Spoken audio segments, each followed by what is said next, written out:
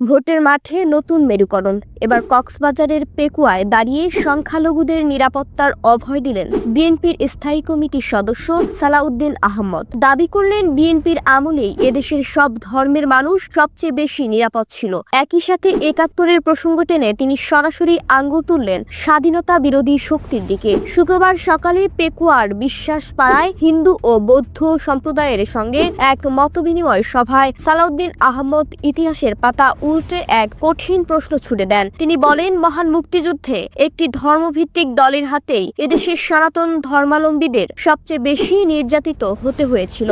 যারা দেশের স্বাধীনতায় বিশ্বাস করেনি তারাই চালিয়েছিল সেই বর্বরোচিত হামলা। রাজনৈতিক বিশ্লেষকদের মতে সালাউদ্দিন আহমদ পরোক্ষভাবে ৭১-এর মানবতা বিরোধী অপরাধে অভিযুক্ত শক্তিকেই ইঙ্গিত করেছেন। তিনি প্রশ্ন রাখেন, সেই নির্যাতনকারীদের হাতে কি আজ দেশের নাগরিকরা নিরাপদ থাকতে পারে? দলের প্রতিষ্ঠাতা জিয়াউর রহমানের কথা স্মরণ করে তিনি বলেন, শহীদ জিয়াই নিশ্চিত করেছিলেন সকল ধর্মের মানুষের ধর্মীয় স্বাধীনতা। বিএনপি যে কোনো জাতি, ধর্ম বা বর্ণ বিভাজনে বিশ্বাসী নয়, তাও স্পষ্ট করে এই শীর্ষ নেতা। নির্বাচনের আগে সংখ্যালঘুদের আস্থা অর্জনে বিএনপির এই বার্তা ভোটের বাক্সে কতটা প্রভাব ফেলে আর প্রতিপক্ষ এর কি জবাব দেয়, সেটাই এখন দেখার বিষয়।